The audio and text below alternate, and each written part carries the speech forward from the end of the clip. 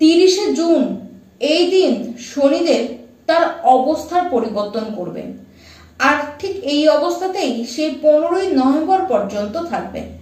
দেখুন, শনিদেব এখানে রাশি পরিবর্তন করছেন না, মানে শনিদেব এখন কুম্ভ রাশিতেই বসে রয়েছেন এবং তখনও শনিদেব কুম্ভ রাশিতেই বসে থাকবেন। কিন্তু কুম্ভ রাশিতে এই মুহূর্তে শনিদেব মার্গী অবস্থায় বসে আছে। সেই সময় মানে 30শে জুন শনিদেব বক্রীত্ব অবস্থা সে পাবে।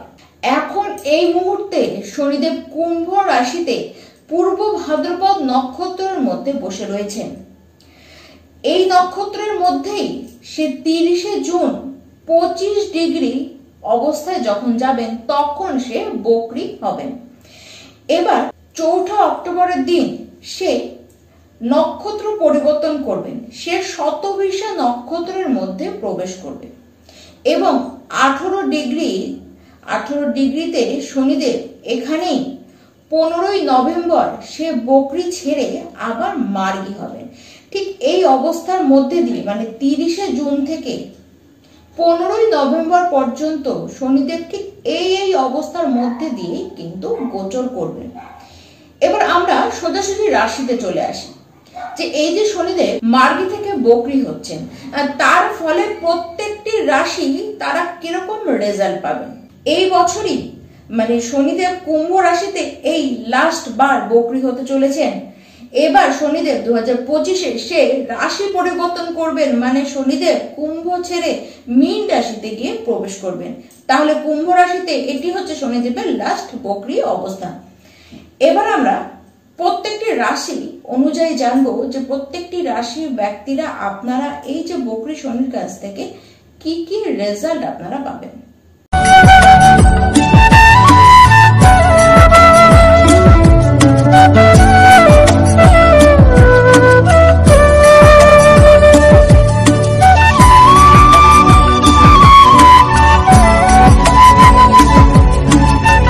নমস্কার, আমি পূবালী ঘোষ শাস্ত্রী, আপনারা দেখছেন the star of astrology channel. সপ্তম রাশি তুলা রাশি। প্রথমেই তো জীবন সাথীর স্বাস্থ্যের বিষয়ে আপনারা কিন্তু বেশ খেয়াল রাখুন, বেশ নজর রাখুন। তার সাথে কোনো রকম কোনো আর্গুমেন্টে আপনাদের জড়াতে দেখা যাচ্ছে। সন্তানদের কারণে আপনাকে চিন্তায় পড়তে হতে পারে। দেখুন, সন্তানের কোথাও কোনো কারণে চোট আঘাত লাগতে পারে, কিন্তু আপনার সন্তান তার নিজের ভাগ্যের কারণে বেশ আর্থিক কিছু লাভ করবে এবং আপনার সন্তান ভাগ্যের কারণে আপনাকেও সেই লাভের ভাগ পেতে দেখা যাচ্ছে। দেখুন, পরিবারের মানুষের সাথে বা ঘরের মানুষের সাথে আপনাদেরকে কোনো না কোনো আর্গুমেন্টে জড়িয়ে পড়তে দেখা যাচ্ছে। আপনার ভাই বোনের সাথে আপনাদের ঝামেলা হতে পারে, তবে আপনার ভাই বোনরা আপনার কাছ থেকে এই সময় কিন্তু লাভ পাবেন বা এই সময় তারা নিজেদের লাভটাকে ঠিক এই আপনার কাছ থেকে কিন্তু তারা বুঝে নেবেন। দেখুন, যাদের যে কাজগুলি বিগতকালে হতে চাইছিল না বা বারবার কাজ করতে গিয়ে আটকে যাচ্ছিল, সেই সমস্ত কাজ এবার কিন্তু খুব সুন্দরভাবে আপনাদের হয়ে যাবে। এবার আসি বৃশ্চিক রাশির ব্যক্তিদের কথায়। মাতার স্বাস্থ্য নিয়ে আপনাদেরকে খুব চিন্তায় পড়তে হবে, এমনকি তার সাথে পিতার স্বাস্থ্যের দিকেও নজর রাখা দরকার রয়েছে। তার সাথে আপনার নিজের স্বাস্থ্যের দিকেও নজর রাখার দরকার রয়েছে। এবার স্বাস্থ্যকেন্দ্রিক অবস্থায় বৃশ্চিক রাশি আপনাদেরকে বিশেষভাবে সতর্ক কিন্তু থাকতেই হবে। যদি আপনার কুণ্ডলিতে মঙ্গল কোনো দুস্থানে বসে থাকে, তাহলে এই সময় আপনাদেরকে কিন্তু লিটিগেশনে ফাঁসতে দেখা যাচ্ছে। কর্ম জায়গায় বেশ শত্রুর উৎপত্তি আপনাদের হবে, তবে হ্যাঁ, ওই শত্রুদের থেকেই আপনারা কিন্তু কিছু লাভ তুলে আনবেন।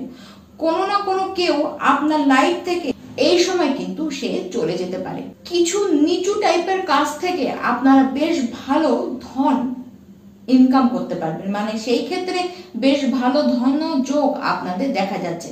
তবে বৃশ্চিক রাশির ব্যক্তি আপনারা এই 4 মাসের মধ্যে কাউকে নিজে থেকে কোনো কমিটমেন্ট কিন্তু দিতে যাবেন না। বিশেষ করে কোনো মহিলাকে এই সময় কোনো কমিটমেন্ট নিজে থেকে আপনারা দিতে যাবেন না।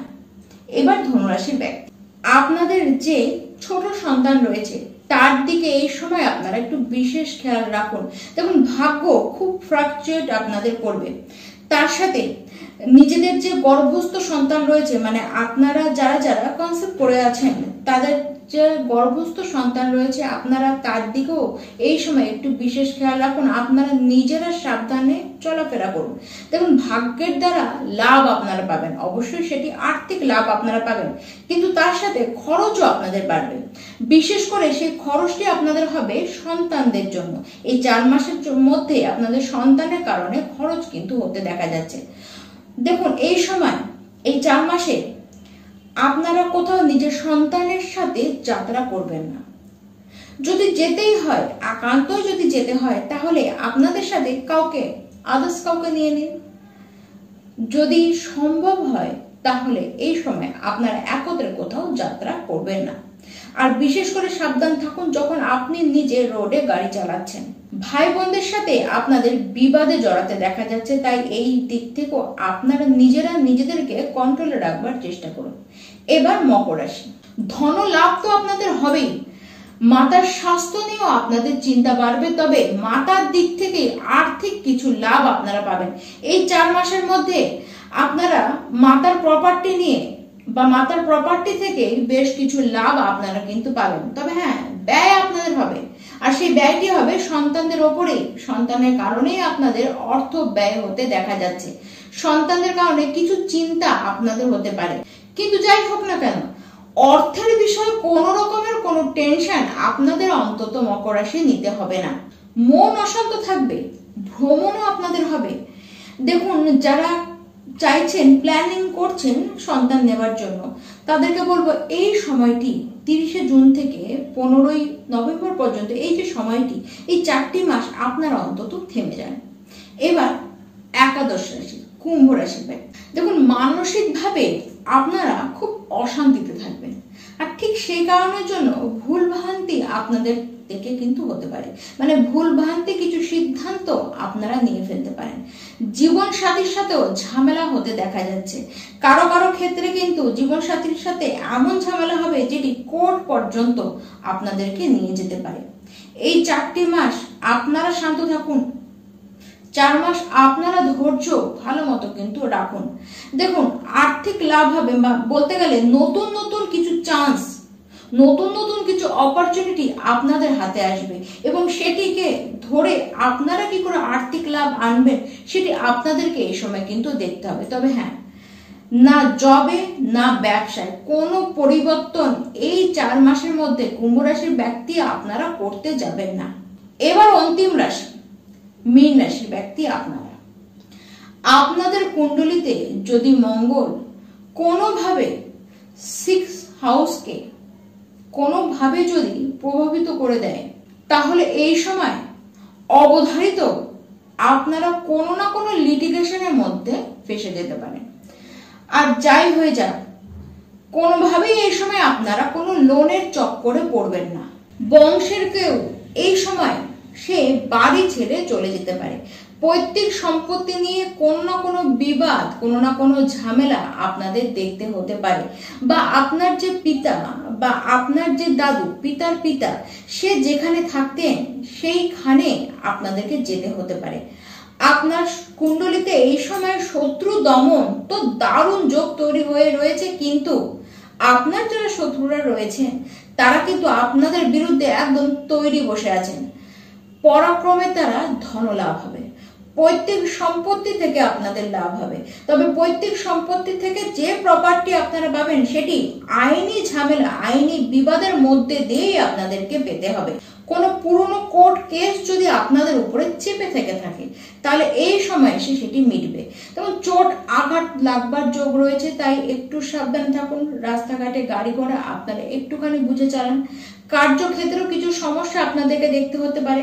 আপনার যারা ভাই বোনরা রয়েছে তাদের সাথে আপনাকে কোথাও যেতে হতে পারে, বা আপনাদের ধনপ্রাপ্তির যোগ তো খুব ভালো দেখা যাচ্ছে।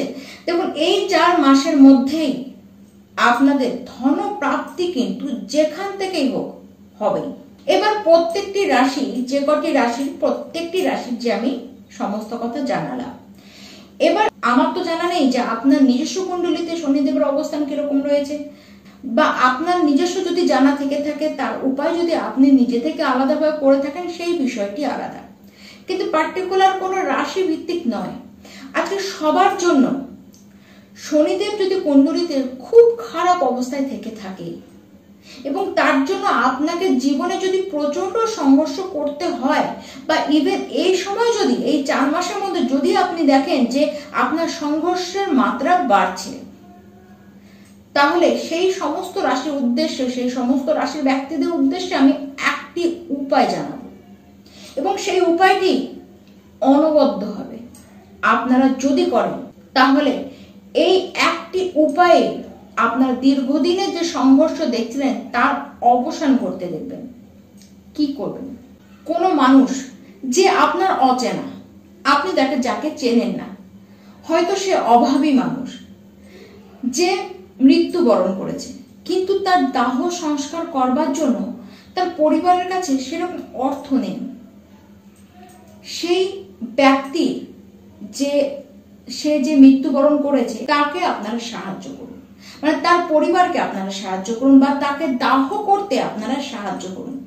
সেটি আপনি অর্থ দিয়ে করতে পারেন, বা আপনি নিজের কায়িক শ্রম দিয়ে সেটিকে করতে পারেন।